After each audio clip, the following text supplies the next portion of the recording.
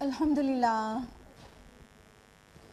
الحمدللہ وحدہ والصلاة والسلام علی من لا نبی بعدہ واعوذ باللہ من الشیطان الرجیم بسم اللہ الرحمن الرحیم یا ایھا الناس قد جاءتکم موعظۃ من ربکم وشفاء لما فی الصدور وہدی ورحمۃ للمؤمنین بسم اللہ الرحمن الرحیم رب اشرح لی صدری ویسر لی امری واحلل عقدۃ من لسانی یفقہوا قولی۔ میری عزیزی سامعات، یہاں پر موجود اور زوم پر موجود آپ سبھی کا درس قرآن مجید میں تہہ دل سے خیر مقدم ہے۔ السلام علیکم ورحمۃ اللہ وبرکاتہ۔ کیسے آپ سبھی لوگ؟ زوم والے کچھ بولیں گے اور ہم سن نہیں پائیں گے، لیکن ہمارے تقوی میں جو لوگ بیٹھے ہیں ان کا جواب ہمیں مل گیا ہے، وہ کہہ رہے ہیں الحمدللہ۔ اللہ تعالیٰ سے دعا ہے کہ اللہ تعالیٰ کے لیے آپ لوگ اچھے رہیں، خوشحال رہیں، محفوظ رہیں، اور اللہ تعالیٰ آپ کے ایمان اور اعمال صالحات میں برکت اور ترقی نصیب کرے، آمین آمین۔ جزاک اللہ خیرا۔ درس قرآن مجید میں کون سی سورہ چل رہی ہے؟ سورہ انبیاء۔ لاسٹ ویک ہم لوگوں نے سورہ انبیاء کی کس آیت تک تفصیل سے جانا تھا؟ 64 تک، بالکل صحیح۔ تو آج آپ لوگ کا ارادہ ہے کہ آپ 65 آنورڈز تفصیل سے جانیں؟ جی بالکل ایگزیکٹلی۔ تو ریویژن چاہیے کہ نہیں چاہیے؟ چاہیے۔ تو ایسا کرتے ہیں، لاسٹ 2 ویکس میں جو ابراہیم علیہ السلام کا قصہ جہاں سے شروع ہوا ہے اس کا شارٹ ریویژن لے لیتے ہیں، ٹھیک ہے؟ تو سورہ انبیاء میں ہم لوگ جہاں پر ہیں وہ ابراہیم علیہ السلام کا پورا قصہ چل رہا ہے نا، تو اس کو ہی پورا شارٹ میں لے لیتے ہیں، اور یہ قصہ شروع ہوتا ہے نمبر 51 سے۔ تو اللہ تعالیٰ نے ابراہیم علیہ السلام کا ذکر کیا اور ان کے والد اور ان کی قوم کا ذکر کیا کہ وہ لوگ تو مورتیوں کی پوجا کرتے تھے اور اسی پہ جم کر بیٹھے رہتے تھے، اعتکاف کرتے تھے۔ تو ابراہیم علیہ السلام کو یہ بات عجیب لگی اور انہوں نے کہا کہ کیا بات ہے، تم ایسوں کی عبادت کیوں کرتے ہو؟ تو کیا جواب دیا تھا لوگوں نے؟ بتائیے۔ ایگزیکٹلی، ماشاء اللہ، آپ لوگ کی یادداشت اچھی ہے، 2 ہفتے پہلے کا بھی یاد ہے۔ انہوں نے کیا جواب دیا؟ قالوا، انہوں نے کہا وجدنا آباءنا لہا عابدین۔ ریزن کچھ بھی نہیں تھا سوائے اس کے کہ ہم نے اپنے آباء و اجداد کو یہی کرتے ہوئے پایا۔ پھر ہم نے آپ کو اس سے بہت ساری مثالیں دی تھی، وہ بھی یاد ہوگا۔ تو ابراہیم علیہ السلام نے کہا کہ مطلب تمہارے آباء و اجداد کھلی گمراہی میں تھے، تو ان لوگوں کو بلیو نہیں ہوا، یعنی جب وہ توحید کی بات کر رہے تھے تو بلیو نہیں ہو رہا تھا، کہتے کیا تم مذاق کر رہے ہو؟ یعنی ایک اللہ کا جو کانسیپٹ ہے ان کو مذاق لگ رہا تھا، اور کیونکہ توحید اتنی بری طرح سے کھو چکی تھی اس سوسائٹی میں۔ پھر کیا ہوا کہ انہوں نے واضح کیا کہ نہیں، میں اپنی طرف سے کوئی بات ہی نہیں کر رہا ہوں، میں تو اس خالق کائنات کے بارے میں آپ سے بات کر رہا ہوں، اور میں خود اس بات کا گواہ ہوں کہ وہ ایک ہی ہے، اور میرے غور و فکر کے بعد اللہ وجل بصیرت یہ بات کہی ہے۔ اس کے علاوہ اب جب وہ ان کو سمجھ میں تو کچھ آیا نہیں ان کی قوم کو، تو ابراہیم علیہ السلام کو لٹل بٹ اینگر میں انہوں نے کہا کہ اللہ کی قسم میں تمہارے معبودوں کے ساتھ ایسی چال چلوں گا نا کہ تم بس یہاں سے چلے جاؤ۔ یہ بہت دبی زبان انہوں نے کہا تھا، لیکن ہو سکتا ہے کہ کسی نے سن لیا ہو، لیکن زیر لب ہی کہا تھا۔ تو پھر کیا ہوا جب وہ لوگ چلے گئے، آپ کو پتہ ہے کوئی ان کا فیسٹ ہوتا تھا یا کوئی میلہ لگتا تھا جس میں پوری کی پوری قوم چلی جاتی تھی اوپن گراؤنڈ میں، تو وہاں سب لوگ چلے گئے تھے، مندر کے پجاری بھی، سب لوگ بھی۔ تو پھر ابراہیم علیہ السلام نے کیا کیا، آپ لوگ بتائیے؟ ہاں سب کو پتہ ہے، سارے بتوں کو توڑ دیا اور صرف ایک کو جو سب سے بڑا تھا اس کو چھوڑ دیا۔ تو جب وہ لوگ لوٹے تو ان کے لیے تو ایک بہت قیامت برپا ہو گئی تھی۔ یہ تو بالکل انڈرسٹوڈ بات ہے کہ اگر یہاں پہ بھی الہ آباد میں، متھرا میں کچھ ایسا کر دیا جائے تو کیا قیامت آنے والی ہے۔ تو وہاں تو قیامت آ گئی تھی۔ کس جگہ؟ عراق کے کون سے شہر میں؟ اور میں، ماشاء اللہ سب کو سب کچھ یاد ہوتا جا رہا ہے، بارک اللہ بارک اللہ۔ تو پھر کیا ہوا کہ ابراہیم علیہ السلام نے کے بارے میں لوگوں کو ڈاؤٹ ہو گیا کہ ہو نہ ہو یہ وہی ایک لڑکا ہے، ایک چھوکرا ہے جس کو لوگ ابراہیم کہتے ہیں، اسی نے کیا ہوگا، کیونکہ وہی بتوں کو برا بھلا کہا کرتا ہے، اور اس سے پہلے بھی جب انہوں نے دبی زبان کہا تھا کہ میں چال چلوں گا تو ڈاؤٹ کر لیا تھا لوگوں نے کہ اسی نے کیا ہوگا. تو بلایا گیا ان کو کہ بلاؤ تو ذرا ابراہیم کون چھوکرا ہے، کون لڑکا ہے. مطلب ابراہیم علیہ السلام کوئی اولڈ مین نہیں تھے 50 ایئرس کے نا، جیسے کہ تالمود میں ہے، بلکہ ابراہیم علیہ السلام ینگ بوائے تھے، یوتھ جس کو کہتے ہیں. تو ان کو بلایا گیا اور ابراہیم علیہ السلام سے پوچھا گیا کہ تم نے یہ کچھ کیا ہمارے معبودوں کے ساتھ. تو ابراہیم علیہ السلام نے جواب دیا کہ ہاں ہوا تو ہے کچھ ایسا، لیکن تم یہ بڑا ہے نا، اس سے پوچھ لو. ڈیٹیل ہم نے آپ کو بتائی تھی کہ جھوٹ کی کیا حقیقت ہے، یہ جھوٹ نہیں تھا. پچھلے ہفتے بہت تفصیل سے ہم نے جھوٹ کے بارے میں بتایا تھا، توریہ کو بھی بتایا تھا کہ توریہ کیا ہوتا ہے. تو پھر انہوں نے جب کہا کہ اس سے پوچھ لو تو وہ دل ہی دل میں، اب ہم آ گئے آیت نمبر 64 میں، کہ انہوں نے اپنے دل کے اندر ہی سوچا اور کہنے لگے کہ واقعی یہ تو کچھ بولتے ہی نہیں ہیں، تو مطلب تم خود ہی ظالم ہو. ان کے دل میں یہ بات آئی تھی کہ ہم کس سے مانگتے ہیں، ہم کس کے آگے ہاتھ پھیلاتے ہیں، جو اپنی حفاظت نہیں کر سکتا تو ہماری کیا کرے گا. ان کے دل میں یہ بات آئی تھی، لیکن پھر کیا ہوا وہ آج آپ لوگ جانیں گے. آیت نمبر 65 آنورڈز. آیت نمبر 65 ہے، اعوذ باللہ من الشیطان الرجیم، بسم اللہ الرحمن الرحیم. ثم نکسوا علی رؤوسہم، پھر وہ اپنے سروں کے بل اوندھے کر دیے گئے. لقد علمت ما ہؤلاء ینطقون، تو تم جانتے ہو کہ یہ بول نہیں سکتے. کیا ہوا کہ ان کو یہ بات کسی حد تک سمجھ میں آئی تھی کہ یہ تو پتھر کے بت تھے، ان کو کسی نے ان کے اوپر حملہ کیا اور یہ نہ اپنے کو بچا سکے اور نہ ہی کسی کے کو اپنی ہیلپ میں بلا سکے، کچھ بھی نہیں. تو یہ ہمیں کیا بچائیں گے. آئے تھوڑی دیر کے لیے، لیکن پھر ضد میں آ گئے. جب انسان ضد میں آ جاتا ہے یا تو پھر کسی عصبیت کا شکار ہو جاتا ہے تو اس کی عقل اوندھی ہو جاتی ہے، اس کی عقل سیدھے چلتے چلتے الٹی چلنے لگتی ہے. مان لیجیے اگر ہماری یا آپ کی کوئی خامی ہے اور کسی نے بتایا، ہمیں انسٹنٹلی ہمیں لگا کہ ہاں یہ تو میری بری عادت ہے، لیکن ہم اس کے سامنے نہیں چاہتے کہ ہماری خامی کو ہم اعتراف کریں، تو ہم اس کا اعتراف نہیں کرتے اور ضد میں آ جاتے ہیں کہ نہیں باس از آلویز رائٹ نا. کہنے کا مطلب نہیں، میں جیسی ہوں بالکل صحیح ہوں. اب یہ ضد میں جب انسان آ جاتا ہے تو اس کی عقل سیدھا چلنے کے بجائے الٹا چلنے لگتی ہے، صحیح سوچنے کے بجائے سر نیچے پیر اوپر کر کے.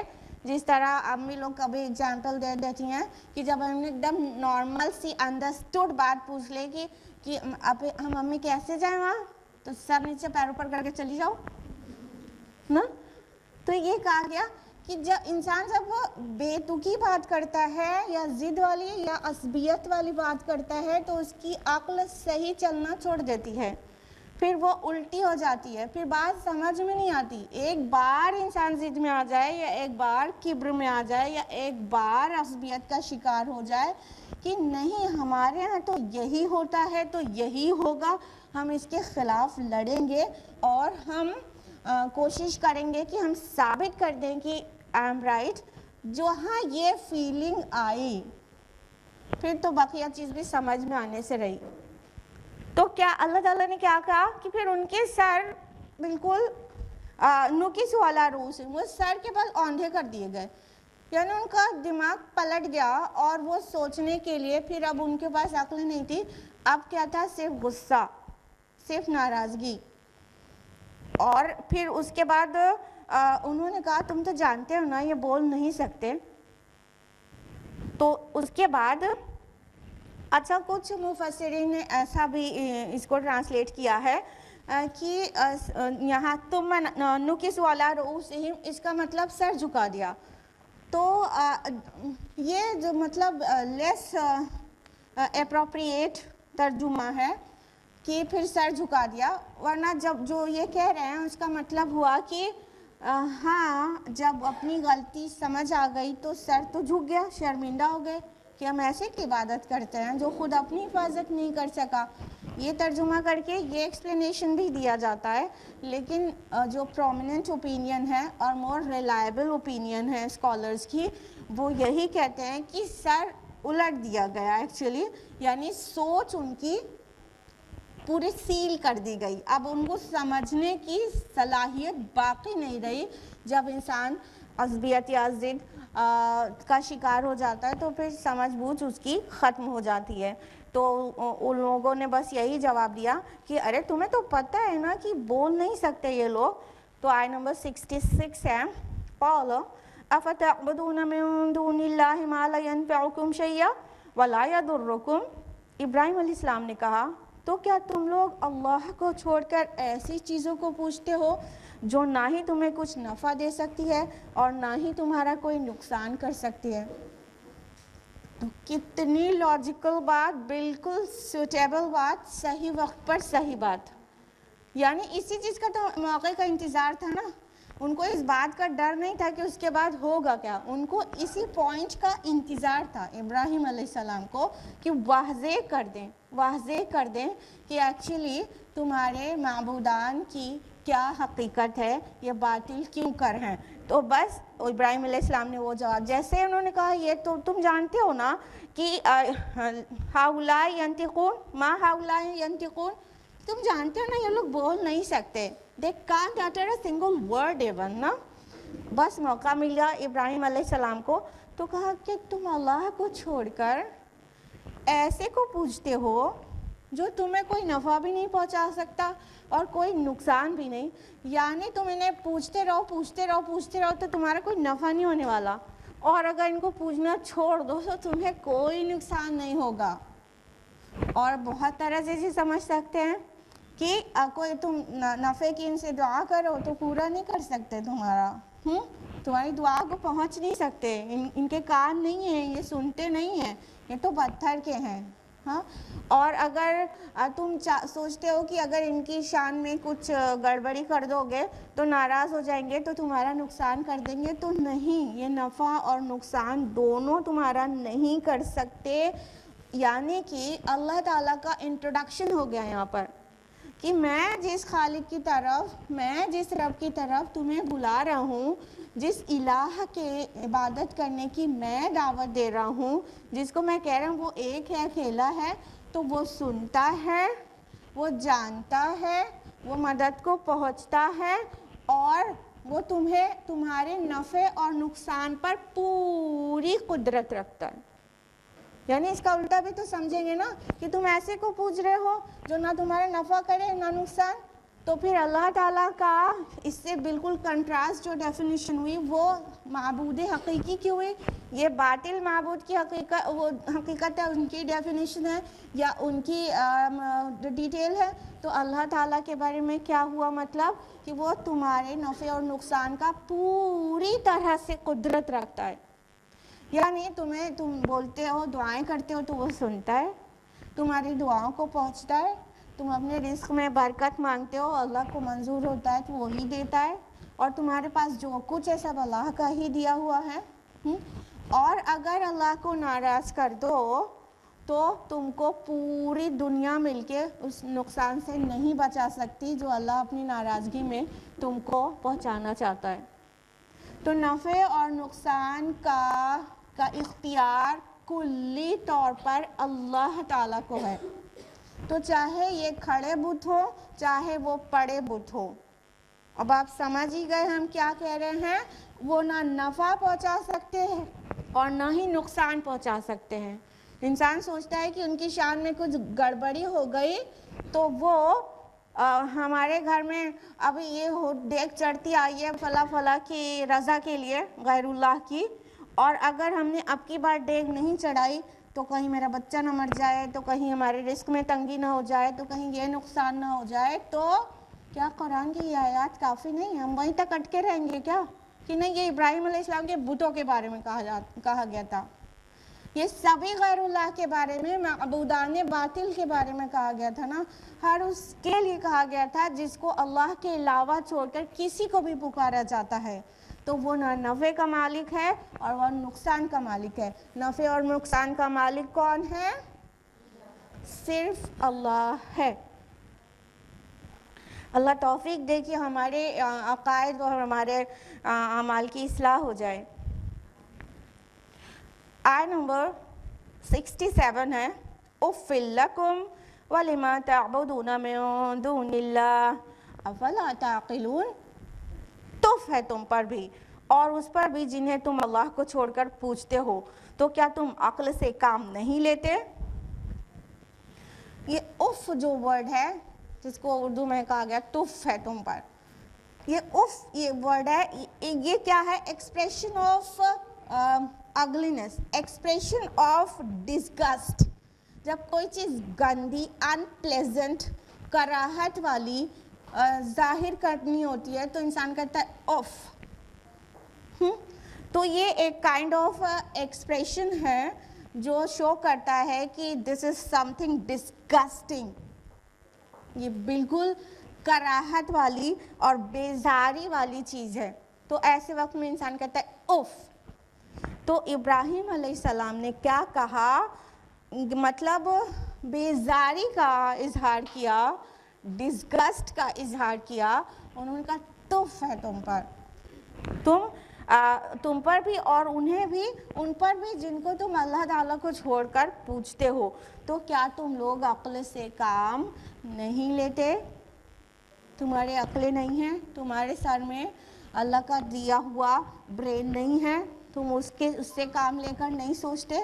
افلا تعقلون بہت قرآن نے ریپیٹ کیا ہے، یعنی قرآن اور اسلام اس چیز کو انکریج کرتا ہے کہ ہم عقل سے کام لیں، اور باقی جو لوگ اندھی تقلید کرتے ہیں وہ اپنی عقل سے کام نہیں لیتے، وہ اپنے فور فادر ان سے بھی پہلے جو چلتا چلا آ رہا ہے ان کی عقل سے کام لیتے ہیں، انہوں نے جو غلط صحیح طریقہ رائج کر دیا تو وہ اس کو فالو کرنے لگے اور اپنی عقل نہیں لگاتے۔ جب قرآن بار بار ہم سے کویسچن کرتا ہے افلا تعقلون، کیا تم عقل سے کام نہیں لیتے، تو ہمیں سوچنا نہیں چاہیے ہمارے گھر میں، ہماری سوسائٹی میں جو بھی غلط طریقے رائج ہیں اس کو اپنی عقل سے سوچیں۔ یہ آرگیومنٹ کہاں تک صحیح ہے؟ امی کو کرتے ہوئے دیکھا تھا اس لیے کر رہے ہیں، اب تیل گر گیا تو کیا ہو جائے گا؟ اشبھ ہو جائے گا۔ اب میرر کریک ہو گیا تو اس میں چہرہ مت دیکھو، قسمت پھوٹ جائے گی۔ اور کیا کہا جاتا ہے؟ جھاڑو کھڑی کر کے مت رکھو، رات میں جھاڑو مت لگاؤ، رات میں ناخن مت کاٹو۔ کیوں بھیا؟ کیونکہ امی نے کہا تھا۔ امی کا سر اور برین الگ اور آپ کا سر اور برین الگ تھا کہ الگ ہے کہ نہیں ہے؟ افلا تعقلون، کیا تم عقل سے کام نہیں لیتے؟ ہاتھوں برہانکم، اپنا ثبوت پیش کرو، ان کنتم صادقین، اگر تم سچے ہو تو امی ہو چاہے ساس ہو ان سے کہیے۔ سورہ بقرہ سورہ نمبر 2 آیت نمبر 111 میں اللہ تعالیٰ کہتا ہے ہاتھوں برہانکم، ارے تیل گر گیا اشبھ کیسے ہو جائے گا؟ اپنا ثبوت دو اگر تم سچے ہو۔ پیار سے، اچھا، زیادہ امی سے لڑنے کی ضرورت نہیں ہے، ٹھیک ہے، حکمت سے، تو اپنے عقل سے کام لینا چاہیے۔ تو ابراہیم علیہ السلام نے ایسا کہا۔ اب یہاں پہ دیکھیں ایک لٹل بٹ سختی کا جملہ محسوس ہو رہا ہے نا، تو کبھی جب اڑیل لوگ سمجھانے سے، تفہیم سے، افہام سے بات نہ سمجھے تو ایک ہلکی سی سختی کی جا سکتی ہے، لیکن it depends on the situation، ٹھیک ہے۔ ایک طرف ہم لوگوں نے سورہ طٰہٰ میں یہ جانا کہ اللہ تعالیٰ موسٹ ٹائرنٹ کنگ فیرو یعنی فرعون کے سامنے موسیٰ علیہ السلام کو بھیج رہے ہیں، تو کہہ رہے اس سے نرمی سے بات کرنا، لین ورڈ آیا نا، اس سے نرمی سے بات کرنا شاید کہ وہ سمجھے۔ اور یہاں پر ابراہیم علیہ السلام تھوڑا سخت جملہ یوز کر رہے ہیں، تو یہ ڈیپینڈ کرے گا سچویشن پر اب وہ وہاں پر رولر ہے فرعون، ٹھیک ہے، اور پوری اس کے دربار میں دعوت دی جانی ہے، وہاں پہ کچھ سخت جملہ بول دیا جائے تو بہت انسلٹنگ ہو جائے گا، اور پھر ماننا بھی ہو تو انسان ضد میں اور غصے میں نہیں مانے گا۔ یہاں پہ کیا سچویشن ہے، ابراہیم علیہ السلام ابھی ان کو پروفٹ اور ظاہر کا ہوا، ابھی وہ نبی نہیں ہے، ابھی وہ رسول نہیں ہے، صرف 15 16 17 سال کے لڑکے ہیں، ٹھیک ہے، یہ یاد رہے، تلمود والا نہیں۔ یہ تلمود کو بار بار کیوں ریپیٹ کر رہے ہیں، کیونکہ وہاں پر مینشنڈ ہے تلمود میں کہ ابراہیم علیہ السلام، جب یہ والا واقعہ بائبل میں تو کہیں ہے نہیں، تورات میں اس کے بعد سے ہے، ان کی ہجرت سے ہے، ہجرت کے پہلے والا عراق اور ار میں جو کچھ ہوا تھا وہ کچھ بھی نہیں ہے بائبل میں، یعنی تورات میں، اولڈ ٹیسٹمنٹ میں۔ تلمود میں ملتا ہے، لیکن تلمود میں کیا ملتا ہے، یہ کچھ ہوا تھا جب ابراہیم علیہ السلام 50 سال کے تھے، اور یہ کچھ میں بھی اتنی عجیب سٹوری ہے کہ انبیلیویبل ہے، بہت بہت عجیب، نبی کی شان میں گستاخی کی حد تک ہے کہ انہوں نے اپنی سگی بھتیجی سارہ سے نکاح کر لیا تھا، استغفر اللہ، اتنا انبیاء کے اوپر بہتان بازی کی گئی ہے تورات میں، ٹھیک ہے، اور تلمود میں بھی۔ تو وہاں پر یہ چیز ہے کہ 50 سال کے تھے تب ہوا تھا، نہیں، قرآن نے اس کو واضح کیا ہے کہ وہ تو بالکل لڑکے سے تھے، اور عراق میں، ار میں، بیبلونیا میں، جو ان کا ٹاؤن تھا ار، وہاں کا یہ واقعہ ہے، اور اس وقت ان کو ظہور نبوت نہیں ہوا تھا۔ ظہور نبوت کیوں کہہ رہے ہیں، نبی تو پیدائشی نبی ہوتا ہے، یعنی جو پیدا ہوا ہے وہ نبی بننا ہی ہے اسے بڑے ہو کر، ٹھیک ہے، تو پیدائشی نبی ہے، لیکن ظہور نبوت جب وحی آنا شروع ہوتی ہے تبھی ہوتا ہے، تب وہ نبی اور رسول کی حیثیت سے خود کو بھی ریکگنائز کر پاتا ہے کہ میں رسول ہوں، اور اپنی قوم کو دعوت دیتا ہے کہ میں اللہ کا رسول ہوں، جیسے کہ ہمارے نبی صلی اللہ علیہ وسلم کو کتنے سال میں ظہور نبوت ہوا، 40 سال میں، ایوری باڈی نوز، ماشاء اللہ۔ تو یہاں پر جو دیکھ رہے ہیں کانٹیکس، ایک ہلکی سی سختی، لیکن وہ ابھی نبی نہیں ہے، ابھی نبوت ظاہر نہیں ہوئی ہے، جیسے سب لوگ ہیں اسی سوسائٹی کے ایک ممبر ہے، ٹھیک ہے۔ تو ایک لٹل بٹ انہوں نے ہارشلی کہا کہ اف لکم، تم پر تف ہے، اور تمہارے معبودان باطلوں پر بھی، اور کیا تم عقل سے کام نہیں لیتے۔ آیت نمبر 68 ہے، قالوا حرقوه وانصروا آلہتکم ان کنتم فاعلین، انہوں نے کہا جلا ڈالو اسے اور مدد کرو اپنے معبودوں کی اگر تم کو کچھ کرنا ہی ہے۔ اللہ اکبر۔ اب انہوں نے ان سے کچھ نہیں بن پڑا تو غصے میں آ گئے۔ جب انسان ضد میں آ جاتا ہے تو پھر غصے سے ہی کام لیتا ہے۔ جب انسان عصبیت میں آ جاتا ہے، ارے ہمارے آبا و اجداد صدیوں سے کر رہے ہیں، یہی بتوں کو پوج رہے ہیں، انہی سے مانگتے ہیں، انہی کے آگے چڑھاوے چڑھاتے ہیں، اور یہ کہہ رہے ہیں غلط ہے، تو یہ 4 دن کا چھوکرا یہ کہہ رہا ہے، تو اب کیا کرو، حرقوہ، جلا ڈالو اس کو۔ تحریق کا مطلب ہوتا ہے برننگ، ہا را قاف سے ہے، جس کا مطلب جلانا بھی ہوتا ہے، انتقام لینا بھی ہوتا ہے، تو کہا اس کو جلا ہی ڈالو۔ اور اس دور میں مجرم کو جلا کر مار ڈالنے کی سزا دیا جانا کامن تھا، ان اقوام میں، ان کے کلچر میں مجرم کو جلا کے مار دینے کی سزا دینا یہ کامن تھا۔ تو ان لوگوں نے بھی کہا کہ ابراہیم کو جلا ڈالو۔ اب دیکھیے یہ اس کی جو سائیکالوجی ہے وہ کیا ہے کہ ایک بات کو پیش کر رہے ہیں، سمجھ میں آئی تھی، پھر اس کے بعد ضد میں آ گئے، انا میں آ گئے کہ نہیں، ہمارے کیا ہم اپنے آبا و اجداد کو بھی غلط ہی مان لیں گے، اتنے سالوں سے، اتنے صدیوں سے یہ اتارے سب غلط تھے، اب یہ انا ہے، یہ ضد ہے، اب ضد میں آ گئے تو نہیں ماننا ہے، نہیں ماننا ہے تو پھر اب اس کا جواب غصے سے دینا ہے، اور کیسے دینا ہے، غصے سے دینا ہے۔ اب غصے سے دینا ہے تو کیا ہے، سامنے والے کو اگر معصوم بھی ہے تو اسے پنش کرنا ہے۔ فرحت ہاشمی میڈم کہتی ہیں کہ آپ مائیں بھی اپنی معصوم بچوں کو جو مارتی ہیں وہ بھی اس کا ہی ایک شکل ہے. بچہ اگر 2-3 سال کا ہے، 6 مہینے کے بچوں کو بھی کوئی مارنے لگتا ہے. 2-3 سال کا بچہ 4 سال کا وہ تو سمجھ بھی نہیں سکتا نا کہ کیوں مارا جا رہا ہے اسے. تو مار کے کیا ملا؟ یہ تو ظلم ہے. ہاں یہ تو ظلم ہے. کیا ہے؟ بچہ کچھ کر رہا ہے، اسے پتہ نہیں، وہ اتنا چھوٹا ہے، اسے سمجھ ہی نہیں ہے کہ ایسے نہیں کرنا تھا، ایسے نہیں بگاڑنا تھا. اب آپ نے پورا اپنا کاسمیٹکس جو ہے اپنے ڈریسنگ ٹیبل پہ سجایا ہوا ہے اور بچے نے سب پلٹ دیا، پورا پاؤڈر آپ کا گرا دیا اور لپسٹک پورا پھیلا دیا اور پورا آپ کا کاسمیٹکس خراب کر دیا. اب آپ ایک دم آگ بگھلا ہو گئی جبکہ وہ بچہ صرف 2.5 سال کا ہے.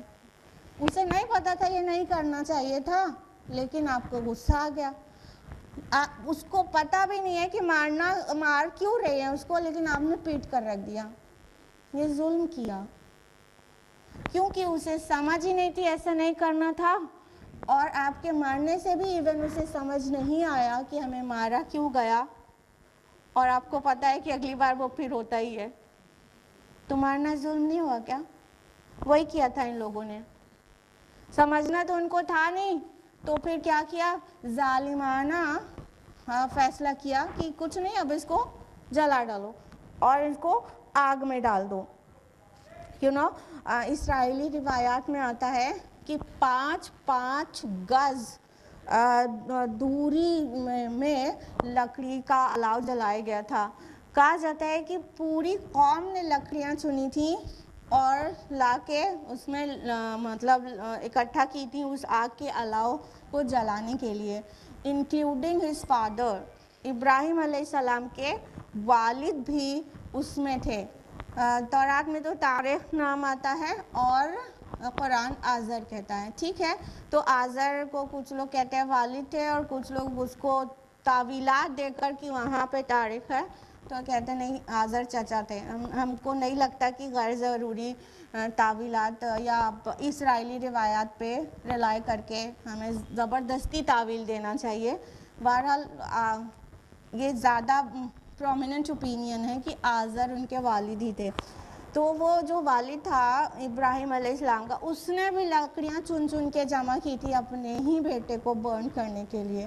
تو اور بہت سارے مطلب اتنا بڑا الاؤ جلایا گیا تھا. صرف الاؤ نہیں جلایا گیا تھا، بہت بڑی بھٹی کی تعمیر کی گئی تھی. اگر آپ پڑھیں سورہ صافات سورہ نمبر 37 آیت نمبر 97 تو اس میں ہے کہ بناؤ اس کے لیے ایک عمارت اور اس میں ڈال دو اس کو اور جلا دو. تو پوری بھٹی بنائی گئی تھی، بہت بڑی، بہت ہیوج. اب اس بھٹی میں اتنی جو ہفتوں سے آگ دہکائی جا رہی ہو وہ کتنی تیز ہوگی، اس کے قریب جانا بھی محال ہوگا. تو ڈالا کیسے جائے؟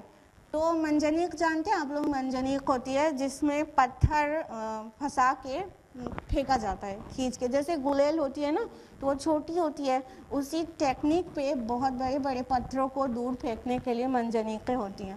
تو وہ جو منجنیق سے ایک چٹان پر چڑھ کر یا کسی عمارت پر چڑھ کر، اونچائی پر چڑھ کر ابراہیم علیہ السلام کو منجنیق سے پھنسا کر اس میں الاؤ میں اس بھٹی کے اندر پھینکا گیا. تو مطلب وہ ایسی آگ نہیں تھی کہ چھوٹی سی، مطلب پہلے ان کو بیٹھایا گیا اور وہاں پہ اس کے اگل بگل لکڑیاں رکھ دی گئیں اور آگ لگا دیا گیا. یہ ایک بہت بڑی آگ تھی اور بہت بڑی بھٹی تھی جس پہ منجنیق سے مطلب ان کو پھینکا گیا تھا دور سے، کیونکہ قریب ہی کون جا پائے گا اتنی تیز آگ کے. تو اس طرح سے ابراہیم علیہ السلام کے متعلق انہوں نے ظالمانہ فیصلہ کیا. ان کی قوم نے کہ کچھ سمجھ نہیں آیا، دماغ تو ان کا اوندھا ہی ہو گیا تھا، سمجھنے کے لیے کچھ تیار نہیں تھے. تو بس یہی سمجھ آیا کہ ایسا کرو، یہ اتنا سا لڑکا اور ہم کو چلائے سکھانے کے لیے، اب اس کو جلا ڈالو. اور ان کے والد خود بھی نمرود کے ساتھ ملے ہوئے. بتائیے، حد ہے نا. والد نے خود مل کر اپنے بیٹے کے لیے یہی فیصلہ پسند کیا کہ بیٹے کو جلا دیا جائے آگ میں. پھر کیا ہوا؟ آیت نمبر 69 جو کہ بہت پیاری اور بہت دل کو چھونے والی آیت ہے. قلنا تو ہم نے کہا یا نارو اے آگ کونی بردا ٹھنڈی ہو جا وسلامن اور سلامتی بن جا علی ابراہیم ابراہیم پر. اللہ تعالیٰ نے کس کو ایڈریس کیا؟ دھیان دیجیے گا. قلنا یا نارو کونی بردم وسلامن علی ابراہیم. ہم نے کہا، اللہ تعالیٰ کہہ رہے ہم نے کہا اے آگ ٹھنڈی ہو جا، اور خالی ٹھنڈی نہ ہو جا، سلامتی بن جا ابراہیم پر. اللہ تعالیٰ نے یہ نہیں کہا کہ ابراہیم تم کو ہم بچا رہے ہیں تم بچ جاؤ گے، نہیں. اللہ تعالیٰ نے آگ کے خالق نے آگ کو ایڈریس کیا اور کہا اے آگ تو ٹھنڈی ہو جا، صرف ٹھنڈی نہ ہو جا، ایسی سلامتی بن جا میرے پیارے بندے ابراہیم پر کہ وہ جوائے فیل کرے. کہا جاتا ہے کہ ابراہیم علیہ السلام نے وہاں پر جو جوائے اور پیس محسوس کیا ہے اس کے اندر جانے کے بعد، وہ انہوں نے لائف میں کبھی ٹیسٹ نہیں کیا تھا. He enjoyed the fire. آگ ٹھنڈی ہو گئی اور ان پر سلامتی بن گئی.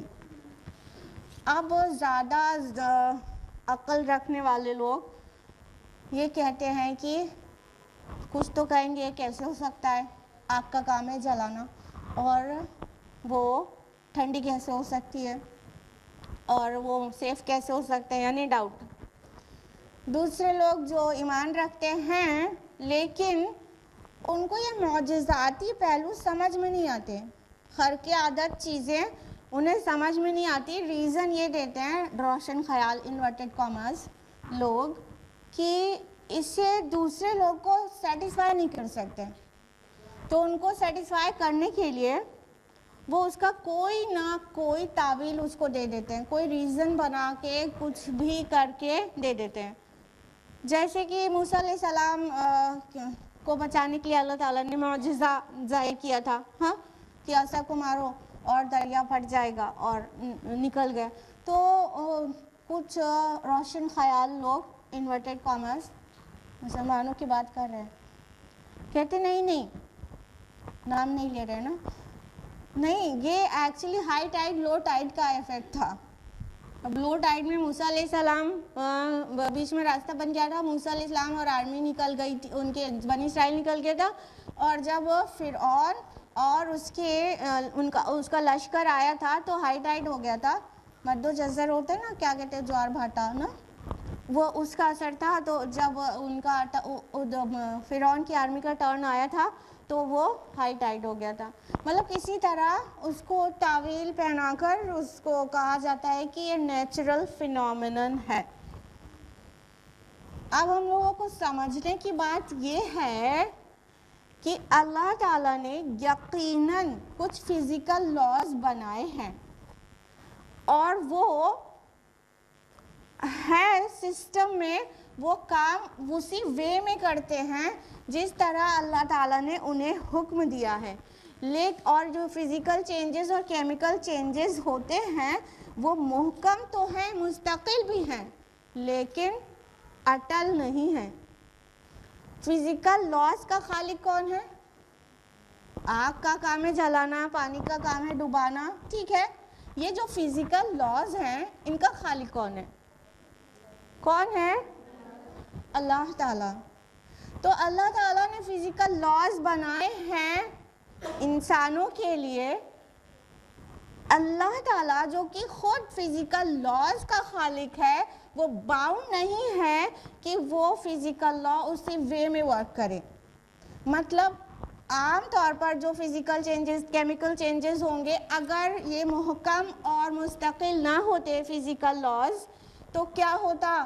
There would be no science, no technology, nothing, no development would be there. نا بھائی، جب ہر ایک چیز اپنے فزیکل لا پہ کام کرے گی تبھی تو سائنس ٹیکنالوجی اس کے اوپر اس کی عمارتیں کھڑی ہوں گی.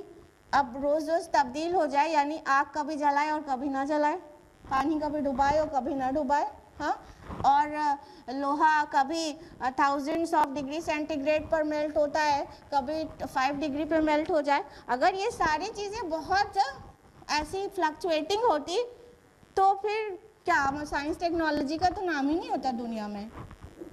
سمجھ پا رہے ہیں ہم کیا کہنا چاہ رہے ہیں، یا ہمیں یہ کہنا چاہیے ہم سمجھا پا رہے ہیں کیا پوائنٹ کلیئر کرنا چاہ رہے ہیں؟ تو دس از ٹرو کہ فزیکل لاز جو ہیں وہ مستقل ہیں، محکم ہیں، لیکن یہ طبعی قانون یہ اٹل نہیں ہے. اللہ تعالیٰ نے آگ میں جلانے کی تاثیر دی ہے، لیکن جب اللہ تعالیٰ ہی چاہتا ہے تو وہ آگ نہیں جلاتی. اللہ تعالیٰ نے ہی پانی میں ڈبانے کی تاثیر دی ہے، لیکن جب اللہ تعالیٰ ہی چاہتا ہے تو اس کی مجال نہیں ہے کہ وہ ڈبا دے. تو آگ جلا نہیں سکتی اگر اللہ نہ چاہے، پانی ڈبا نہیں سکتا اگر اللہ نہ چاہے. حضرت عبد القادر جیلانی رحمہ اللہ کے نام کی دیگیں چڑھائی جاتی ہیں، تو ہمیں یہ پتہ ہونا چاہیے کہ ان کی توحید کیسی تھی اور کتنے بڑے موحد تھے وہ. حضرت عبد القادر جیلانی رحمہ اللہ نے اپنے بیٹے کو نصیحت کی تھی، وصیت کی تھی، لا فاعل فی الحقیقت ولا مؤثر الا اللہ. اے میرے بچے یاد رکھنا، کوئی بھی فاعل حقیقی نہیں ہے، کوئی بھی مؤثر حقیقی نہیں ہے سوائے اللہ کے. یعنی چیزوں میں جو تاثیر ہے نا وہ اللہ کی دی ہوئی ہے، اللہ کی بنائی ہوئی ہے، وہ اپنے آپ الٹپ کام نہیں کر رہی ہے جیسے ہم ماڈرن ایرا میں نیچر کیا کرتے ہیں. یہ نیچرل پروسیس ہے، یہ نیچر ہے جو سب کو چلا رہی ہے، یہ نیچر ہے. نیچر یہ اللہ ہے، یہ اللہ ہے جس نے چیزوں میں تاثیر دی ہے. تو جب اللہ تعالیٰ نہیں چاہتے تو وہ تاثیر کو لے لیتے ہیں، اور بس اتنی دیر کے لیے لے لیتے ہیں جتنی دیر کے لیے اللہ تعالیٰ خود چاہتے ہیں. تو یہ جو نیچرل فینومینن ہے نا وہ ایکچولی فکسڈ اٹل نہیں ہے. ہاں محکم ہے، مستقل ہے، کنٹینیوٹی ہے اس کے اندر اور سسٹمیٹک ہے، لیکن وہ کبھی بھی چینج نہ ہو ایسا نہیں ہے. اور وہ چینج ہوتا ہے صرف اللہ تعالیٰ کے حکم سے، جب اللہ تعالیٰ ہی چاہتا ہے. تو یہاں پر زیادہ تعویلات دینے کی ضرورت نہیں ہے. یہ معجزہ تھا اور معجزے کے طور پر ہمیں قبول کرنا چاہیے. یہی صحیح ایمان ہے کہ جب بھی اللہ تعالیٰ چاہتے ہیں تو چیزوں کو خرق عادت بدل دیتے ہیں اور وہ ویسا ہو جاتا ہے. اور جتنے انبیاء کو جو معجزے دیے گئے وہ وہی عقل کو عاجز کر دینے والی شے، یعنی کہ عقل سمجھ نہیں سکتی. ہم فزیکل لاز کی ورلڈ میں جیتے ہیں تو ہم کو لگتا ہے کہ ایسا ہی ہوتا ہے، لیکن جب وہ عقل میں نہ سمائے کہ کیسے ہوا، آگ میں ڈالے گئے تو جلے کیوں نہیں، عقل میں نہیں سما رہی ہے. کیسے سمندر میں راستہ بن گیا، عقل میں نہیں سما رہی ہے. کیسے مادرزاد اندھا اور کوڑی ایک منٹ ایک سیکنڈ میں شفایاب ہو گیا، عقل میں نہیں سما. اسی کو تو معجزہ کہتے ہیں، عقل کو عاجز کر دینے والی شے معجزہ کہتے ہیں. تو یہ ایکچولی معجزہ تھا. تو ابراہیم علیہ السلام فرینڈ آف اللہ ہیں، اور وہ جب نبی نہیں تھے تب بھی فرینڈ ہی تھے اللہ کے، اور ان کو اللہ تعالیٰ نے اس طرح سے سیو کیا کہ اللہ تعالیٰ نے ان کو اتنی بڑی آگ سے بچا لیا اور وہ بالکل محفوظ اس میں گھوم ٹہل رہے تھے. اور صرف ٹھنڈی ہی نہیں ہو گئی تھی آگ بلکہ سلامتی بن گئی تھی. تو وہ پیس اور کنٹینٹمنٹ اور جوائے جو انہوں نے وہاں فیل کیا، کہتے ہیں کہ وہ کبھی اور کہیں نہیں فیل کیا تھا. آیت نمبر 70. وَأَرَادُوا بِهِ كَيْدًا، اور انہوں نے ارادہ کیا اس کے ساتھ ایک چال چلنے کا. فَجَعَلْنَاهُمُ الْأَخْسَرِينَ، لیکن ہم نے انہی کو کر دیا خسارہ اٹھانے والے. اب یوزولی لوگ سمجھتے ہیں چال چلنے کا یہی چال کہ اس کو مار ڈالا جائے، لیکن ڈاکٹر اسرار صاحب اس سے مطمئن نہیں ہے، اور وہ عرصے دراز تک سوچتے رہے، اس آیت پر غور و فکر کرتے رہے، کون سی چال چلی اور کس چال میں وہی خسارے میں پڑ گئے، کون سی چال. Finally he got to know کہ یہ چال کچھ اور نہیں، یہ تھی کہ ان کو جلانے کا کوئی ارادہ نہیں تھا، ڈرانے کا ارادہ تھا. وہ سوچ رہے تھے یہ سارا سین کریٹ کیا جائے گا تو ابھی ان کا سوری آ جائے گا، اور ٹھیک ہے میری توبہ، میں آج کے بعد کبھی نہیں کہوں گا، یہ سب اگل کے رکھ دے گا انکلوڈنگ ہز فادر نا. اپنے بیٹے کو جلانے کی سوچنے کے بجائے وہ سب مل کر یہی چال چل رہے ہوں گے کہ ایسا ہے، یہ کہہ دیتے ہیں تمہیں جلا دیا جائے گا اتنی بڑی آگ میں، تو ابھی سرنڈر ہو جائیں گے اور سارے توحید کا بخار اتر جائے گا اور کہہ دیں گے اچھا ٹھیک ہے آج کے بعد میں نہیں کہوں گا کہ ایک اللہ کی عبادت کرو. تو یہ چال چلی تھی انہوں نے، اور اس چال کے ساتھ یہ مطلب آخر تک یہ سوچتے رہے ہوں گے کہ ابھی بھی یہ سرنڈر ہو جائے گا، لڑکا ہے ابھی بھی سرنڈر ہو جائے گا. لیکن کیا ہوا؟ ایسا نہیں ہوا نا. بے خطر کود پڑا آتش نمرود میں عشق، عقل ہے محو تماشائے لب بام ابھی. ابراہیم علیہ السلام نے یہ نہیں سوچا، مطلب دماغ میں ان کے یہ نہیں آیا کہ میں گرا تو جلوں گا، جلنے کے بعد کتنی تکلیف ہوگی، پوری سٹوری نتھنگ. وہ تو اللہ کی محبت میں ایسا ڈوبے ہوئے تھے اور ان کو اللہ پر ایسا توکل تھا کہ وہ تردد میں نہیں پڑے، نہ ڈرے، نہ گھبرائے، نہ سوری اور نہ ہی آئندہ کبھی نہیں. ان کو پتا تھا میرا اللہ میرا رب ہے، وہ میری حفاظت کرنے والا ہے. اگر میری موت آج لکھی ہے تو پوری کائنات مل کے بھی مجھے مرنے سے بچا نہیں سکتی، اور اگر میری زندگی ہے اور میری حفاظت اللہ نے لکھی ہے تو کوئی بھی پوری دنیا کائنات کے لوگ مل کر مجھے جلا کے مار نہیں سکتے. This is the psychology, you know. کتنا پیارا شعر ہے. بے خطر کود پڑا آتش نمرود میں عشق، عقل ہے محو تماشائے لب بام ابھی. تو جو اتنی عقل لگاتا ہے نا تو پھر وہی ڈر جاتا ہے. جو راہ حق پہ نکل جائے تو اسے بیک نہیں ہونا چاہیے.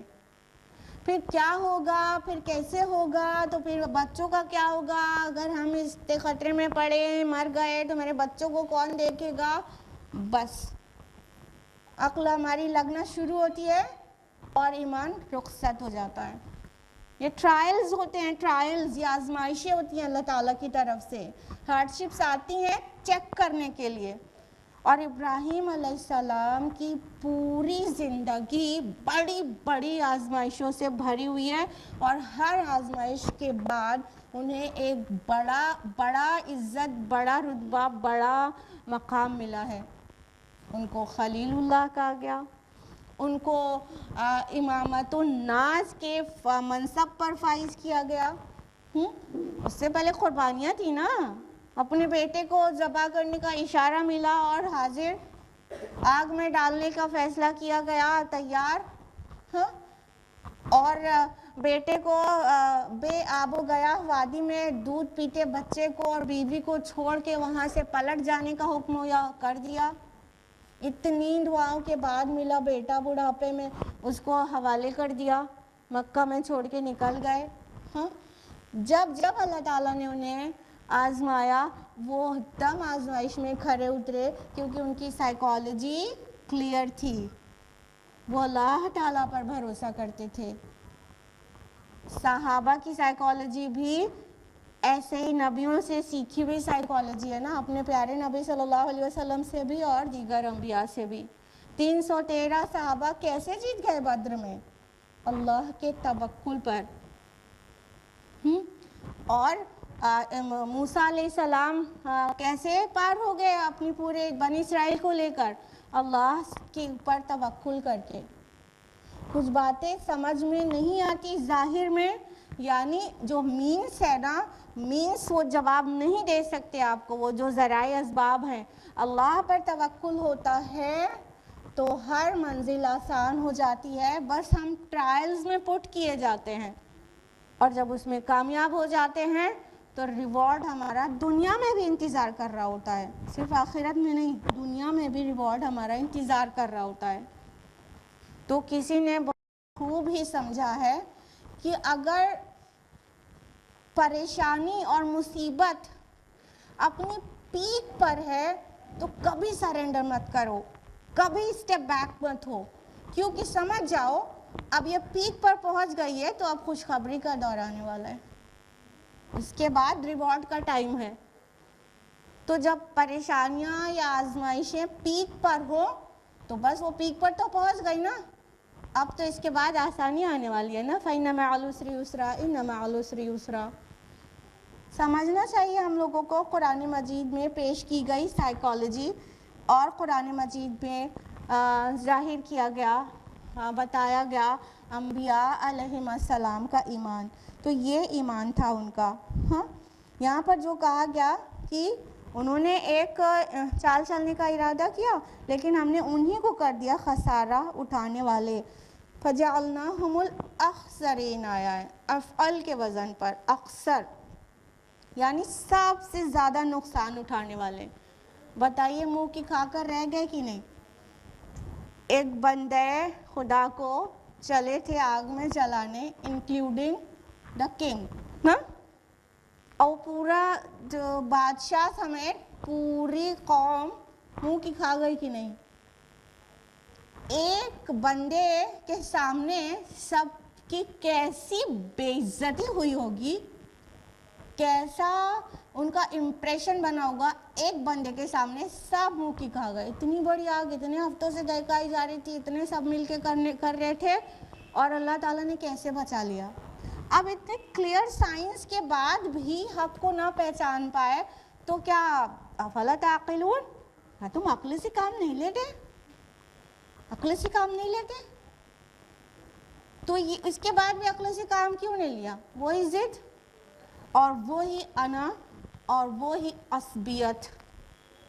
نہیں، ہمارے خاندان، ہمارے گھر، ہمارے سوسائٹی، ہمارے آباء و اجداد تو انہی کو پوچھتے آئے تو ہم بھی انہی کو پوچھیں گے. یہ ہے انا اور عصبیت. پھر الٹا ہی ہو جاتی ہے عقل اور نہیں ساتھ دیتی، اور پھر کبھی سمجھ میں نہیں آتا، ہارٹس لاک ہو جاتے ہیں، سیل ہو جاتے ہیں، اور پھر ہدایت اندر داخل نہیں ہوتی. ہم لوگ سوچا کرتے ہیں کہ جب اللہ تعالیٰ چاہیں گے تو ہم کو ہدایت دے دیں گے. پہلے ہمیں اپنے دل کو اس انا اور عصبیت اور ضد سے پاک کرنا ہوگا تو اللہ تعالیٰ ہدایت دیں گے. اور اگر ہمارے اندر انا، ضد اور عصبیت ہے تو سمجھ لو کہ ہدایت کا راستہ ہم نے خود بند کیا ہے، ہم نے تالا لگا لیا ہے. اب ہدایت اندر داخل نہیں ہو سکتی، اور اللہ ٹھوس کر ہدایت نہیں دیتا. واللہ لا یہدی القوم الفاسقین. اللہ تعالیٰ فاسقوں کو ہدایت نہیں دیتا کہ ٹھوس ٹھاس کے ہدایت دے دیا جائے. نہیں، جب ہم ہدایت کے طالب ہوں گے تو ہدایت ملے گی. اڑ جائیں گے اپنے کو، چاہے صحیح ہو چاہے غلط، بس صحیح ہی سمجھیں گے تو عقل پلٹ جائے گی، سمجھ میں آنا بند ہو جائے گا، ہدایت اندر داخل ہونے کا گنجائش ختم ہو جائے گی. اللہم لا تجعلنا منہم. آمین. آیت نمبر 71. وَنَجَّيْنَاهُ وَلُوطًا إِلَى الْأَرْضِ الَّتِي بَارَكْنَا فِيهَا لِلْعَالَمِينَ. اور ہم ابراہیم کو اور لوط کو بچا کر اس سرزمین کی طرف نکال لے گئے جس میں ہم نے برکتیں رکھی ہیں سب جہاں والوں کے لیے. پھر کیا ہوا کہ جب منہ کی کھا گئے، جب کچھ بھی حاصل نہیں ہوا، اتنی بڑی سزا دینے کا پلان کیا، ڈرانے دھمکانے کا پلان کیا، کوئی بھی چیز حاصل وصول نہیں ہوئی، تو اب والد کے پاس بچا کیا تھا سوائے یہ کہنے کے کہ تم دور ہو جاؤ میری نظروں سے. निकल जाओ हमारा घर छोड़ के, मानना तो है नहीं तुमको हमारे घर का तरीका, तुम निकल जाओ, दूर हो जाओ मेरी नज़रों से। ठीक है, इसी को हिजरत कहते हैं। तो इब्राहिम अलैहिस्सलाम ने अपने भतीजे लूत अलैहिस्सलाम को लेकर वहाँ से हिजरत की। पता होगा सबको कि लूत अलैहिस्सलाम इब्राहिम अलैहिस्सलाम के भतीजे हैं, और लूत बिन हारान, हारान जो है इब्राहिम अलैहिस्सलाम के भाई थे। दो भाई का तज़किरा मिलता है, नहवर और हारान के बेटे थे लूत अलैहिस्सलाम। और इब्राहिम अलैहिस्सलाम पर उस कौम में कहा जाता है कि सिर्फ लूत अलैहिस्सलाम ईमान लाए थे। तो लूत अलैहिस्सलाम को लेकर इब्राहिम अलैहिस्सलाम वहाँ से बेबीलोनिया से निकल कर शाम और फ़िलिस्तीन पहुँचे। तो यहाँ पर उस सरज़मीन को कहा जा रहा है बरकत वाली, कि हमने इब्राहिम को और लूत को बचाकर उस सरज़मीन की तरफ निकाल ले गए जहाँ हमने बरकतें रखी हैं सब जहाँ वालों के लिए। तो ये सरज़मीन कौन सी है? वही शाम और फ़िलिस्तीन की ज़मीन। बरकतें कैसी? दोनों माना में। एक रूहानी बरकतें कि 2000 ईयर्स तक उस सरज़मीन में अल्लाह ताला अंबिया अलैहिस्सलाम को मबऊस करते रहे। कोई सरज़मीन ऐसी नहीं है सिवाय इस फ़िलिस्तीन की सरज़मीन के, या शाम भी कह सकते हैं, शाम और फ़िलिस्तीन पूरा, कि उस ज़मीन के अलावा किसी भी जगह पर इतनी कसरत से अल्लाह ताला ने रसूल और नबियों को नहीं भेजा है। तो 2000 साल तक लगातार वहाँ पर नबी और रसूल आते रहे।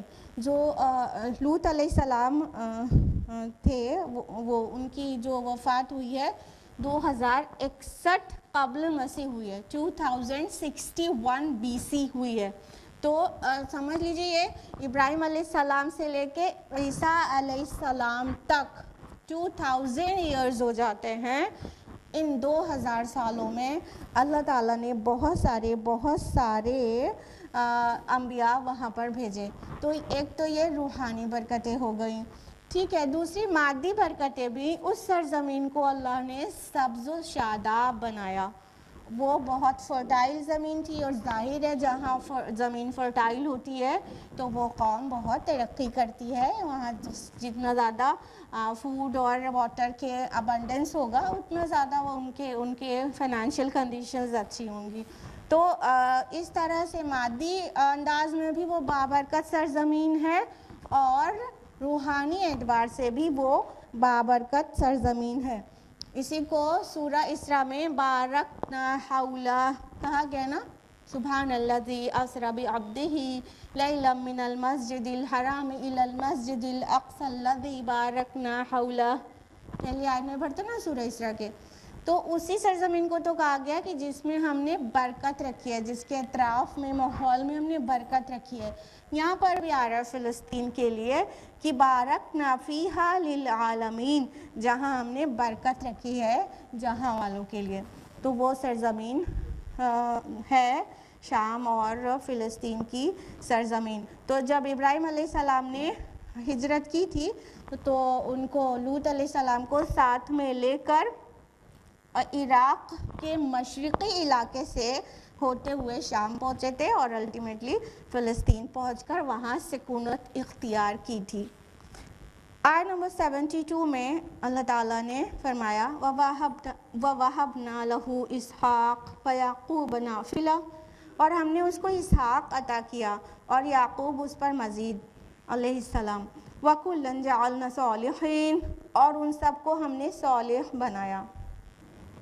अब देखिए, वालिद छिन गए, फैमिली छिन गई, और पूरी कौम छिन गई, सबसे तो अलग हो गए ना।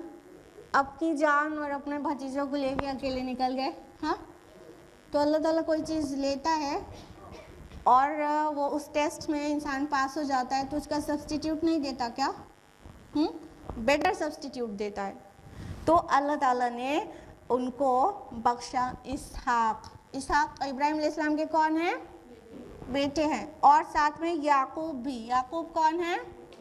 پوتے ہیں، اسی لیے اس میں نافلہ ورڈ آیا ہے. نافلہ نفل جانتے ہیں نا، نفل نفل معنی کیا ہوتا ہے بتائیے؟ ہاں، علاوہ اور زیادہ، مزید، عطیہ اور پوتے کے معنی میں بھی آتا ہے. پوتا نافلہ ہی تو ہوا. اب دیکھیے اب اولاد کی اولاد، انسان اولاد کی خواہش کرتا ہے، پھر اس کی بھی اولاد ہوتی ہے تو ایک ایڈیشنل ہو گیا نا، some thing additional, some thing extra. ہاں تو جو سم تھنگ ایکسٹرا والا کانسیپٹ ہے وہ نفل سے ہی نافلہ بنا ہے، تو یعقوب علیہ السلام کو نافلہ کہا گیا. اچھا یہاں پر اسحاق علیہ السلام کا ذکر آیا، یعقوب پوتے پہ چلے گئے، جبکہ اسماعیل علیہ السلام بھی بیٹے تھے ابراہیم علیہ السلام کے. تو اکثر و بیشتر اسحاق اور یعقوب کا ذکر کیوں آتا رہتا ہے ایک ساتھ میں؟ کوئی گیس کر سکتا ہے؟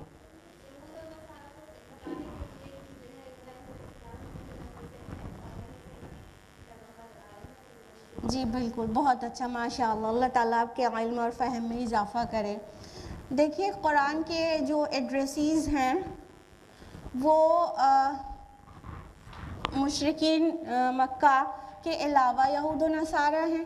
ہاں تو یہود اور نصارہ جس روش پہ نکل گئے ہیں ان کو بار بار یاد دلایا جاتا ہے کہ تمہارے بھی جد امجد ابراہیم ہیں، اور جس پیغمبر کو تم ماننے سے انکار کر رہے ہو وہ بھی ابراہیم کی ہی نسل سے ہیں.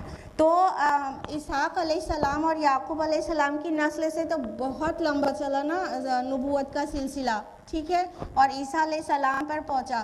اور وہ اسماعیل علیہ السلام سے منقطع ہو گیا تھا نبوت کا سلسلہ، یہاں تک کہ کنٹینیو ہوا کب؟ آپ صلی اللہ علیہ وسلم کی بعثت پر، ٹھیک ہے. تو جہاں پر نبوت کے سلسلے کی بات ہو اور جہاں پر یہود اور نصارہ کو تفہیم اور افہام کرنے کا مقصد ہو، وہاں پر اسحاق کے بعد یعقوب نام آیا کرتا ہے قرآن میں اکثر. تو یہاں پر اللہ تعالیٰ فرما رہے ہیں کہ ہم نے تو تم کو اسحاق بھی عطا کیا اور یعقوب مزید عطا کیا، اور ان سب کو ہم نے صالح بنایا.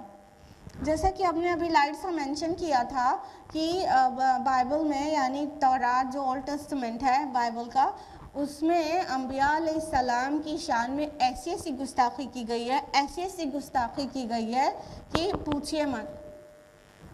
تو اللہ تعالیٰ اپنے نبیوں کا ذکر قرآن میں کرتا ہے تو ان کے نام جو کلنک لگایا گیا تھا اس کو صاف کرتا ہے. کہا وَكُلًّا جَعَلْنَا صَالِحِينَ، ان سب کو ہم نے صالح بنایا تھا، وہ نیک صالح تھے، وہ کسی بھی گندگی میں انوالو نہیں ہوئے تھے. جیسا کہ تورات نے ان کے شان کے خلاف بہت ساری چیزیں لکھ دی ہیں جو کہ ہیومن ہینڈی ورک ہے. اللہ تعالیٰ نے تورات میں تھوڑی انہی نبیوں کی شان کے خلاف باتیں کہیں اور قرآن میں ان کی امیج کو کلیئر کیا، نہیں، وہ تو ہسٹورینز نے لکھی ہوئی ہیں. قرآن سے میچ کر کے دیکھ لیں کہ کتنی چیز مطابقت رکھتی ہے اور کتنی چیز جو کانٹراڈکٹ کرتی ہے. تو جو چیزیں ایک دم خلاف ہیں وہ سمجھ میں آ جاتی ہے، ہیومن ہینڈی ورک ہی ہو سکتا ہے اور کچھ نہیں ہو سکتا. تو اللہ تعالیٰ نے اپنے انبیاء کا ذکر قرآن مجید میں کئی جگہوں پر اس انداز میں کیا ہے کہ ان کی امیج کو بھی کلیئر کرتے چلے ہیں کہ وہ صالح تھے، وہ گناہگار نہیں تھے، ان کے اندر عیب نہیں تھے، اور انہوں نے اللہ کی نافرمانی نہیں کی. جس چیز کی طرف بلا رہے اس چیز پر انہوں نے خود بھی عمل کیا. ایسے ابراہیم علیہ السلام کو اتنی گندی سی بات ہے کہ اپنی سگی بھتیجی سے نکاح کر لیا، حد ہو گئی. تو اس طرح تورات میں اگر انسان پڑھے گا تو انبیاء کی جو پاک امیج ہونی چاہیے وہ اچھا خاصا ڈسٹرب ہو جائے گی. یہ تو چھوٹی بات ہے، اس سے بڑی گندی گندی بات نبیوں کے لیے لکھی ہوئی ہے. تو اس لیے قرآن حکیم بار بار نبیوں کے جو بالکل پاک سیرت تھی اس کی پاکی کا جسٹیفیکیشن دیا ہے قرآن نے. نہیں، وہ صالح لوگ تھے، وہ سب کے سب اللہ تعالیٰ نے ان کو صالح بنایا تھا اور وہ گناہگار یا خامیوں سے پر نہیں تھے. تو یہ تھا آج تک کا درس، آیت نمبر 72 تک ہم لوگ آیت نمبر 73 سے نیکسٹ ویک جانیں گے کیونکہ وقت پورا ہو گیا ہے۔ اللہ تعالیٰ سے دعا ہے کہ اللہ تعالیٰ ہم سبھی کو قرآن مجید کا فہم نصیب کرے، ایسا فہم جو ہماری زندگیاں سنوار دے، الٹیمیٹلی ہماری آخرت سنور جائے۔ ہم قرآن پڑھا کریں تو سمجھ کر پڑھا کریں اور سمجھیں اسی لیے کہ ہم اس پر عمل کر سکیں۔ اللہ تعالیٰ توفیق دے، آمین۔ وآخر دعوانا الحمدللہ رب العالمین، والسلام علیکم ورحمۃ اللہ وبرکاتہ۔